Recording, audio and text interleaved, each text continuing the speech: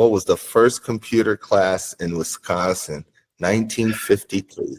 No. It was 1983. But they had these, I don't know what they were, but they were like chits. And then I remember they had little, in the class, in the book, it had diamonds and a line going yes or no and a circle. And you go down there to this one, yes or no. And you know what I'm talking about?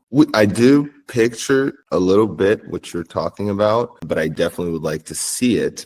Now, did you learn anything from it? Like, what did you do that? Like, not even like what did that? What was that thing supposed to do? What was that computer supposed to help you decide? I think it was to teach us how to do like decision making and walk you through, let's say, how to go to your email. Do I go to the right-hand corner, push yes or no? Yes, whatever. And like computer programming or something. I don't know what the heck I was learning. I just knew I made sure I got a job in the blue collar world where I was because I went in the Marine Corps right after that. I graduated in January. I went in the Marine Corps in January. Well, then so you didn't even have you didn't have a gap here? No, matter of fact, my recruiter picked me up from high school. I went to class that morning, got my transcripts, and he picked me up at the high school. And I remember I was waiting in his car to leave to go to boot camp, and so many wrong things with all that story, but keep going. And the recruiter actually had to run inside to get some other transcripts for me to join. Sitting in his car in his front seat waiting for him to come out, and there became a big fight right out in front of the car. And it happened to my brother and his friend. And they were actually, I didn't know it was my brother initially, but they were fighting against about 12 different guys. There was 12 black guys against my brother and this other white guy. And they had this big fight going on. And I tried to tell them to get out of there because then the recruiter came back and we left. And I don't know what ever happened. Well, of course, my brother's alive, but I can remember that there was a big racial fight right outside the car as I'm leaving to go to boot camp. I can't hear you. You're muted, Jay. Wes, hold on a sec, because we jumped 5 billion stories. I do want to hear about your brother getting mugged or fighting. I don't know what you guys were fighting about, sewing classes or who gets to go where. Yeah. But Keegan, put the thing back on the screen because I want to see those things and see if Wes got to see it. And that's what he was talking about. Yeah, I don't know. This is the first computer, but they kind of look like the biggest picture, I believe. On the one on the right? Yeah, I think so. Yeah, so the card. Can we scroll that? Can you scroll that down a little bit? What about, there was some lookup chits or something? I call them, but they were like cards. One thing that when I first asked you was, what did he teach you? And you said, oh, I don't know. And then you said decision making, I guess. And then you went into a whole different story, right? Yeah. But that is true, right? Because that's what it is. That's the card right there. One of the cards, I guess, Keegan, I don't know. But it is to help you decide, right? The shortest path to get to the ultimate goal sometimes is the calculations, right? That those IBM computers did for the guys to get to the moon and whatever it is. But it is the shortest path to get to the right decision. A computer usually, will do that, the processing.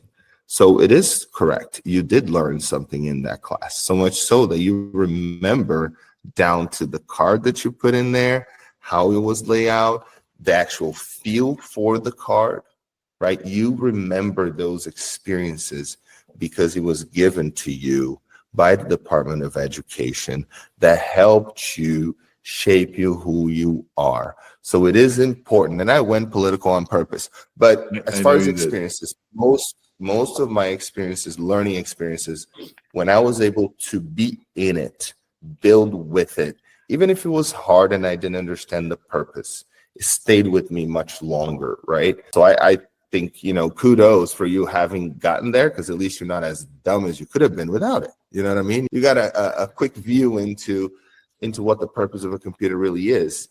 If it helps you come to a decision faster and to the right decision, that's great.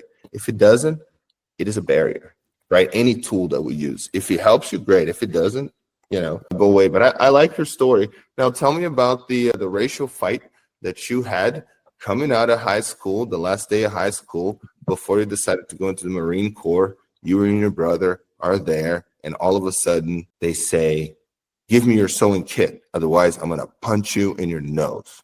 No, that's not the way it worked out. I was sitting in a car and I looked and I saw two white guys back to back, and I saw like 10 guys around them all throwing punches, and they were trying to protect themselves. That's all I saw. And that's all they wrote. Yeah, that I didn't get too deep into it. I mean, I was getting ready to get out of my car and give my brother a hand, but then the recruiter came back to the car and said, "We gotta leave." So then I don't get involved. Oh, he didn't let you get involved. No kidding. So the Marine recruiter did not want to break up a fight. Well, think about it another way. He's got a quota. If I were to get in some kind of confrontation, I may have to go to the police department or something, and then him getting me, Now, the brawl, like the fight. Oh, the brawl. The fight that broke out. Yeah. Well, there's about 10 guys around my brother and his friend. That was, that was. So it was, you encouraged us to, on our last episode, you talked a lot about the election. How did that go? I ended up not following since I'm like doing. Oh, you found. I sure did. No, you did. What are you kidding me? Yeah. So I guess that this gal Crawford, she won the Supreme Court judge position for the state of Wisconsin over this Brad Schimmel, who I was voting for. And on the last minute, you changed your mind and you voted for her, and that was the vote that made the difference. Yeah, one vote. I changed my mind at the last minute. No, I have my agenda. I know what I'm looking for. It didn't sit with me well. And another thing too, what you don't understand about our country, our state, is that the reason why this was so critical is because it's been in the news over the last 3 years that the Democratic Party wanted to change the district lines in the state. And the way that they want to carve it out, it would give the Democrats giving them two more positions in the, I believe, in Congress. And they didn't want that. The Republican Party didn't want that because they feel that they're going to lose power in the voting in the state of Wisconsin in the future because of it. I just want things to be fair, and there's been times when people got into office that I didn't like, and I supported them. They won, Good. all the time and on the Sunday mornings. And I just thought, this guy just beat up and bashed everything. He just bashed everything. And I just didn't feel like, armchair quarterback, he would do things differently and how they're doing it all wrong. But when he got in office, I think that he did a miserable job. So Biden bashed the country back in the Meet the Press days. You don't like him. You did not like him or had good feelings for him because he bashes the country. He was bashing stuff that was being performed, things that were going on in the news. He was bashing the way maybe the Republican Party was moving forward in regards to processes or, their agenda. And his beliefs weren't mine. And I never got behind the guy. I just didn't believe him. I read his character long ago and I didn't like him. So, hey, but did you see that Bill Maher went to the White House and had dinner with President Trump the other day? Kid Rock set it up and Donald Trump was. See how comical that is. Just say that again. You are giving me news as a happy news that Bill Maher, a comedian, right, from back in the 90s, fairly decent one, but not the one I'll pay money to go see a show. Me neither. To visit Trump and had a meeting with the president of the United States, as this is something of note. Tell me why. With Kid Rock, another person like Kid Rock, really, what's the plus for me and for you? Well, I guess what it was that, Bill Maher has given millions and millions of dollars to the Democratic presidents that are running for office. He gave a lot to Obama, Biden, Clinton, and they never invited him to the White House. So all the millions of dollars. And Kid Rock says, "What, you never been in the White House?" He goes, "No." Well, Kid Rock is friends with Trump. So, and actually was pushing for a new law to be made in regards to ticket scalping and stuff. Well, while he signed it, he asked Trump, "Hey man, I'm coming, but can I bring a guest? I'd like to bring Bill Maher." And he goes, "What? You're going to bring him?" Because he bashes Trump all the time. And I guess it was a great meeting. And what Kid Rock was trying to do was show that we can have different opinions, but we can still break bread together and find out that we're all human beings, and the worst enemies can actually eat and get along and still talk to each other rather than all this hate that's going on between the parties. So I thought it was kind of cool. No, it is funny. It is, but it is funny that it is in the news. It reminds me of the Idiocracy movie. Of like, really, like, I need confirmation from my leaders that we can still break bread together. We can. We know we can. Well, no, yeah, you can't from the Republican side. I'm seeing a lot of Democrats are causing a lot of violence right now because they don't like the way things are going. And like I said, when Obama won, Wes, I like it, but you're going too far in saying in generalities. Democrats are causing too much trouble right now. Who? Yeah, they are. How many? What's the percentage? It's what you see on the news. Remember what I mentioned on Monday? It goes both ways. I didn't see Republicans keying Teslas before when Biden said that we're going to have all electric cars by 2035. Wait. Did January 6th not happen at all? It didn't. If you'd follow the news, you'd find out that was just a big old. We'll put a pin on that one. Yeah. Why don't you research that? Research that real good. Why? I did.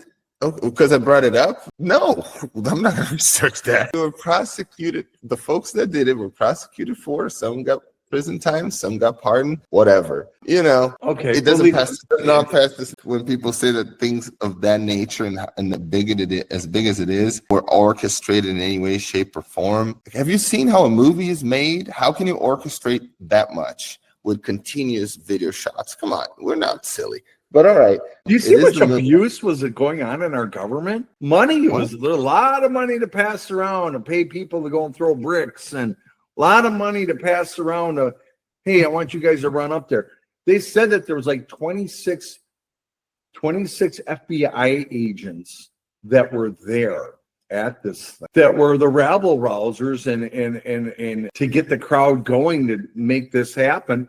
They even have video of Nancy Pelosi saying that she didn't handle that correctly, that she should have had someone else there for this orchestrating of this, and it didn't, they couldn't prosecute, so it wasn't successful, but it did make Trump look bad for a long time. I'd like to move on from the subject matter because, I got strong feelings about certain politics, and I know you do too. And so this is the promo video for our development in Brazil that just got sent yesterday. Did you make it? Well, I had it made, the architecture firm made, because it's going for approval in the city council or whatever, right? The city board, because you got to change the zoning to allow it to do something like this.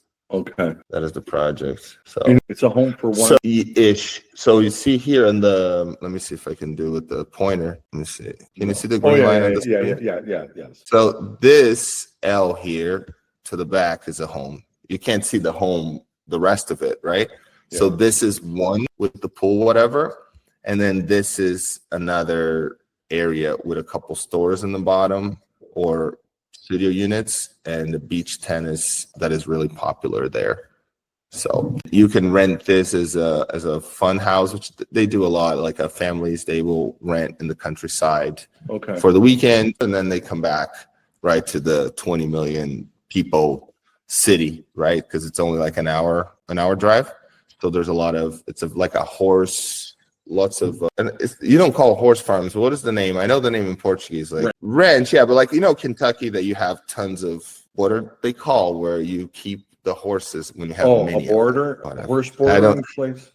Sort of, kind of, right? So they have many of those ranches and that people do horse competitions and all that crap. So folks come to that area for that, and so that's but it's a cool project. I like how it's coming along. And then there's another lot that I have the rights to right next to it that we'll do something else with that too. So that was a transition. It wasn't the smoothest one, but it worked. There we go. Oh, and you're gonna build this? Yes, sir. Oh, that's interesting. Good stuff. Yep. Yeah, that one is an interesting one because that's from the ground up, no remodel. Like there's nothing there. Well, there's a park in front of it, but you got a price tag on that yet? No, not yet. Okay. But yeah, so that's that part. What else we have? So a couple days ago, I had a little come to Jesus meeting with them, and they sold 2 furnaces the next day. I says, hey man, we got to do some different stuff here. What you guys are doing. And I laid it all out. I said, we have a process, and this process goes from this here. And then when that's done, then this happens, and then this happens, and then this happens. And we're getting all the way to here, and then everything stops. There's a broken link in this chain, in this process. And it's starting right here. And I said, get him out of there. He's not, during desperate times, desperate measures, because we don't have a lot of work in that division. Get him out of here and don't have him doing that type of work. You, as the foreman, you go out and sell. And I says, your job at the end of the day is to get sales and keep your guys working. If this kid ain't doing it, then you got to do something different. And you know what? If you think you're the salesman, then sell it. Sold 2 of them in one day. You believe it? That is. I can. I was talking to a partner yesterday, and I said we have to design within our system a way to get to these tough decisions quicker, right? Like, you identified the problem in December, right? It's the end of Q1. Why did it take so long, right? When you think of that computer, you already had, can he do it? Yes, no. No, he can't. I take over. I do something else. Why did it take so long for you to actually do it? And was that a good choice? Because you could have been selling 2 furnaces a long time ago had you sparked them quicker. I agree. Sometimes they have to go through things to learn. I really feel that way. I feel that way as well. I feel the length of time that they have to go through things and how much it hurts the bottom line of the whole organization. That is the question that should guide the how long you're going to give that person a chance, because there is a number, right? 2 furnaces in one day. Let's just say that was a fluke. You wanted to sell half a furnace in one day. In a week is 2.5. You work Saturdays too. That is 3 times 4, 12. You know what I mean? Like all the weeks that you had there. So you have to think about the costs of delaying a decision that was imminent. I know, but the problem was, if I sit and keep micromanaging and making all their damn decisions, I don't need them. I just do it myself. Maybe that is the answer. No, it's not the answer. Me doing their job is not the answer. It never will be. It'll never be. But I am glad you're I'm glad you're very clear about that. A lot of folks are not. But on top of that, maybe they're not the people for the job, right? And you find that out sooner. Exactly. And I told him, I says, you know what? You think you're going to be fired? I said, you look at your division. That's your company. I'm just your security net, financial security net. It's your department. And I'm not going to fire you. Your company is going to go out of business. And you think you're going to leave here and like when you do end up leaving here because you aren't successful, you're going to go in your own business? You just proved to me in my business that you ain't successful at it. So you got to learn now and start taking ownership that this is your little company. You have to take ownership. Your people in the field, they're sitting at home. You're going to lose that staff if you don't get them work sooner or later, because they're going to look for a new job. They got families to feed. So make a decision, right, wrong, or indifferent. Make a decision. And then I had to lay it out for them kind of, right now, the way you got it laid out, you're putting all your ducks in a row and depending on everything on this new kid. Why?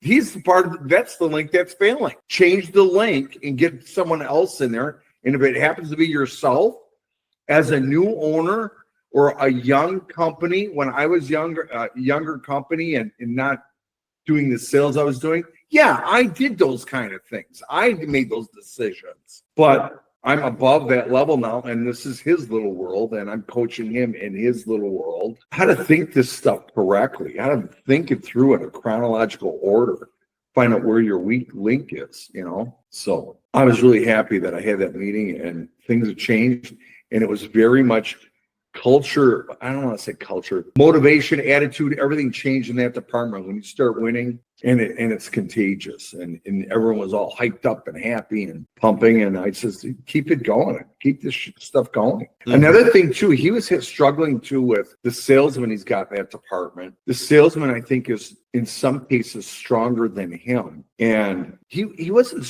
I don't want to say strong enough, experienced enough to know, and he was like, he wanted to lower the price a little bit, and the salesman says, no, I think we're going to keep them where they are. The department head said, well, I don't think we're competitive. That's why we're not landing some jobs. So he went and changed all the numbers down. The salesman went and changed them back. And then I asked him about that. He goes, oh, he changed him up. I said, well, when are you going to take over and run this department? He works for you. You tell him you're doing it your way or go home. We don't need you. This is all, you are the answer man. You're the man that's got to answer to me. Your success all lies on you. If you're going to let him interfere and help you make decisions, then you're giving up your opportunity to shine, and your failure lies on him too. You have to make a decision, and you got to say, I'm the boss of this department. We are lowering the prices, and this is the way it's going down. You work for me. And you know what? I have to answer to Wes, and we're doing it my way. If I have to do the answering to Wes, then we're going to do it my way. I said, take charge, take ownership. This is your company, your money. I think you'd have different decisions. Pretend it's your company. I will pay you more money. If you make more money, I'll pay you whatever, So look at it as you being the owner of this department and take ownership. It sounds like a tough culture out there at Building Waters, man. What are you doing? What do you mean? You think I'm wrong? Yeah, I think you're being too tough, man. No, you know what? It's called accountability. I don't think you are being too tough. I was just seeing how quick you would jump on my throat for saying that, because I know you're not. Yeah. The thing is my problem in the past is what I've learned is that in the past, I was always too nice. And now I'm just making these people be accountable. Now you're fired. No, you're not. Do you also have that big chair like Trump had on The Apprentice, and you bring them over, and then it's you, Sharon, who else? And then you just do the whole. No, I walk into each one of their departments every day. I meet with each department head every day. What's on the agenda? What's going on? What's your thoughts on this? Why are you handling it this way? And I just ask, we got any sales? Everyone working? What's the story? And then that opens up conversations, me asking a bunch of questions. And then I try to lead them to the right answer themselves. All right. So we're going to move to, is it worth it? Is this a good business, right? So a little evaluation of Top Rail Fencing or Top Rail Fence. I can't really remember the name exactly. There you go. So this is a company that I saw, I don't know, a couple weeks ago. They had like a Facebook ad, but Top Rail Fence, the fence installation company that delivers security and style for residential, commercial, and agricultural properties, offering all the popular fence materials and styles from wood to vinyl, metal chain link, and more, right? They are a franchise. Oh. Right. So they were offering a franchise. So I wanted to hear from you. And of course, we can read the thing, but what are your thoughts on it? I'm actually going to be looking hard at this. I'm trying to think about trying to franchise your company, correct? Yeah. Because now I can grow my company without my money, someone else's money, someone else who buys into the Building Waters belief. And then I was actually thinking that. 1 second, Wes. 1 sec. Keegan put something on the screen. And why did you highlight financing options available, Keegan? I thought that's what we're talking about, but this is just to finance the fence, I think, not so much finance. Right. But we'll pick, let's put a pin on that, because we're going to talk about both sides. And Wes, he always encourages other business owners to offer finance directly on their website to lower that entry point for bigger ticket items, right? So that's a different story. Wes, what were you actually thinking? I was actually thinking about franchising my company. I got to get some lawyers involved. There's certain rules and stuff they got to play. Like, I'm just going to use McDonald's for the golden arches. You got to have golden arches. Everything that you do has to be able to be scalable. And everything has to kind of jive with looks and everything, just like every Taco Bell looks the same inside. They have the same chairs on the floor, the same tile, the same color, wall color, franchise that way. And then I have to research that, which that's one of my next steps in the next year. And then I was actually thinking, do I do that closer to home, where I try to franchise maybe within the first 100 miles, like after 100 miles or 150 miles? That way, when I do marketing, hypothetically on TV or whatever, that is my give back to the franchise, is the marketing part of it. So let's say, because I know that, let's say if I put a commercial in Milwaukee station, and it would play by them, that would help them. So I'm not really sure about all the strategy. These are just my thoughts, and I need to be educated by somebody else better than me, or who's been at this before. But I'm thinking that kind of like here I am, and I open up here, and then all around the area. So all my marketing is helping all these companies, which is my give back to the company, to these franchises for the money that they're paying me. But it's helping me grow my company with their money. If that makes any sense. I like franchising, which you have to have it all scalable. I think it takes a lot to set that up. It does.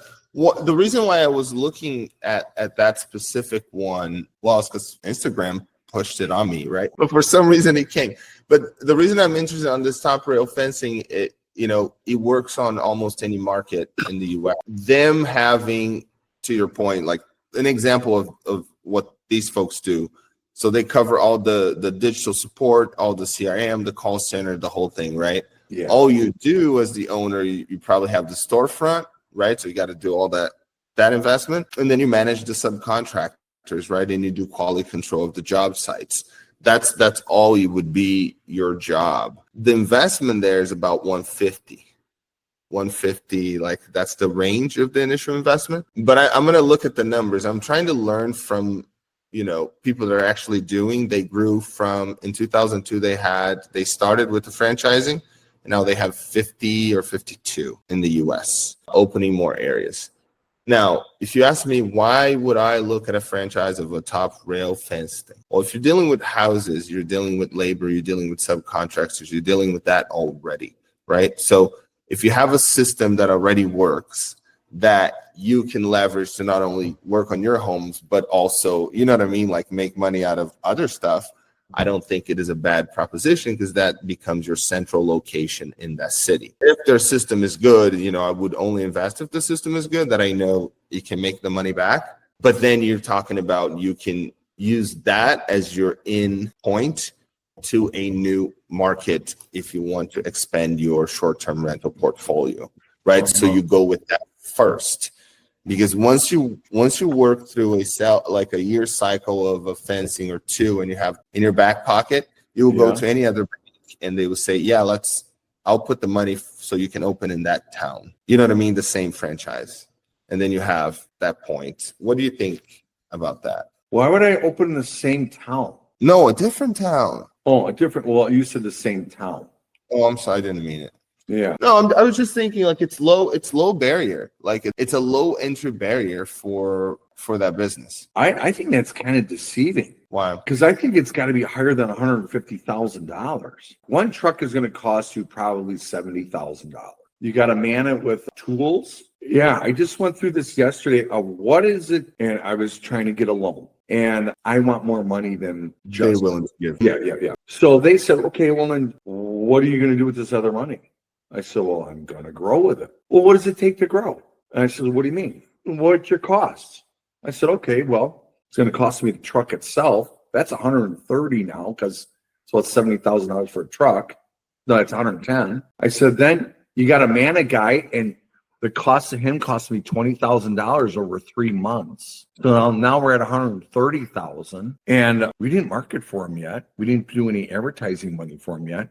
It came out to be that it cost me $149,000 after I did the numbers to put one more truck on the road. Now, if I'm buying a franchise, you got to get a truck on the road. So that's $149,000 right there. And you don't even have a brick and mortar place yet. You don't have the systems in place or anything yet. You don't even have a sign up. So I'm thinking $150,000 is pretty darn cheap. I don't know how they're making it work. If that makes any sense. So, well, that's reading the FDD and continuing the conversations to find out, and I will. I do suspect that it is a little different than you putting up a new truck, and you're counting as you have to pay the $70,000 for the truck day one, which you don't if you're structuring things right. No, right? I was going for a loan. Right. So, but that's what it is, right? If you're doing a business plan, you know what are going to be your capital expenditures that you're going to have to pay the cash right there, which is your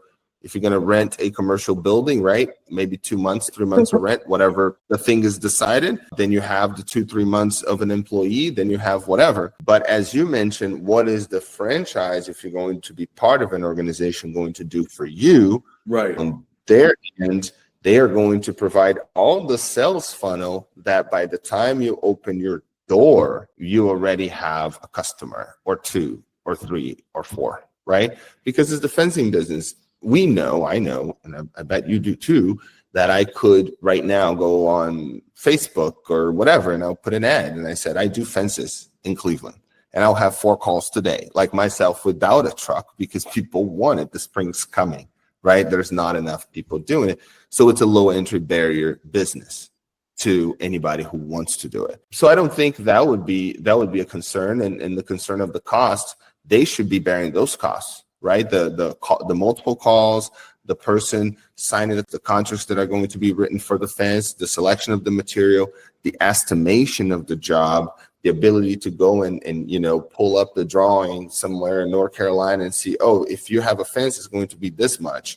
Whatever process that they have, that it's probably involving quickly communicating with the call before you dig, so the things are already marked before you even go there. You know what I'm saying? So all the process improvement, I would only go in there if all of those things are fixed, right? To put my money, because I want to make sure that it truly is a hands-off operation, that I can actually put a general manager there from day one, right? If that is not the proposition of their franchise, it just might not be the franchise for me, right? As far as that, then I probably will look at like laundromat franchises. That would be a decent one to try, you know what I mean? That has some synergy with my type of, the work that we're doing. So that's the thought. The other thing I wanted to show, I don't know, Keegan, if he was able to pull, was a type of foldable house that I saw last week in Hermosillo. This one. Did I show you that? Well, no. I don't think I did. Right? No. So these are foldable homes, in this case in Mexico. Have you ever seen these? No. Click around, Keegan. See if there's a something, a little bit more material. So let's see, kind of. There, you see that 136 square meter? Yeah, click on the video. One of the videos, doesn't matter. Make it bigger. What was one of these cost? I think 23. Oh, nice. Someone can have a place to live. Yeah. So, and it has many layouts, right? So the one I looked, I think, was 6 by 6. When you look, leave it right there, Keegan. You see this middle picture. You have the door in the center of it, and then 2 lower sections, right? So that thing brings to just that middle section on top of a freaking truck. And it doesn't even need to have a pad. You can have whatever little structure that a trailer would sit on top of it, and your house will be fine. And all you need is the water and electricity on site to plug to the back of the unit. And you can add the mini splits and all kinds of different things, right? But I thought that the proposition was really interesting. One, you can move easily. And if you're doing any project that, let's just say, is a lengthy project on a big lot that you can divide into 2 and do half and half, you can actually start earning revenue before you finish the main, you know what I mean, like the main project, as well as you have an office space if you want to, as well, depending on how you do the layout. So I thought it was a really interesting proposition, especially for Mexico. The numbers work for the projects that we have there. But I was curious if we ever seen that sort of thing in the US and the cost of it. So have you seen stuff like that here or no? Actually, I think I have, but you're saying this is more of a job trailer during the build? No, it can be. No, it can be a home. It can be a home in your land. You know what I mean? Like on a ranch or whatever. It can be that. But it can also be the other one. You know what I mean? It can be anything you want. All made in China. I think, wouldn't it be wonderful if they could find a big area where they could put a ton of these and get homeless off the street? Yes, it would be. I think it'd be awesome. And I don't know why. It would be, because that is something that anybody can get behind. Now, the thing I haven't looked at it yet, and I was telling the team, I said, we have to look if this is not in the US, why is it not? Right. That would be my question. Like, what kind of material is this thing made of? Because I saw in person, right? Like all the sort of layers that make the walls and things like that. there were some materials I had never seen, you know what I mean? Like I hadn't seen it. So there's also that piece. If you're going to use something, which to me is new, I hadn't, I've seen container things, but you know what a container is made of, it's all whatever. But this one is not. It's like it's built to be that way, and it's very light. But the sound barrier is great. Like I would close the door, don't hear anything outside. So that part I really loved. Like I wonder if there are any carcinogens, right? Because again, why is it in Mexico and I haven't seen ads for these things, on this side of the border? Because it's prettier and more comfortable than a lot of the trailer parks, the things that are in trailer parks right now, and it's more mobile than those. So I don't know. They have a product called Wausau Home here in America, and what it is like that building there would be cut probably like right around the door area. They build 2 sections at some shop someplace, and they bring them in on a trailer, and then they connect the 2 together. And then they put a ridge vent on there to seal that seal, and on the front. But it's all built up, and then they just put them together, and it's a matter of attaching some pipes on the bottom. Toilet's already set and everything when they put them together. I have seen those before. It's a little different than this one, but I have seen something along those lines. And then you put it on blocks, for example, at certain spots like a trailer. Right, exactly. Yeah, so this one, you can be on a pad, right? Like the picture, but it can be in blocks as well. Just interesting ways. I love your idea, not idea, but like, why don't they use that to ease up the homeless problem? Like, I'm all about testing the waters, right? So if I could, I would test one, like in the US, like, can I do it? Does it work? Right? Would somebody slap my hand for doing it? Oh, I know love what it. I mean? Yeah, cool idea. So we're almost at time. So today we talked 50% politics. We talked a little bit of Lack of heating division. Right, the computer school. I thought that was fascinating, though. I like that. And a little bit of different types of builds of homes. We'll keep going. Friday we'll be here again, same time.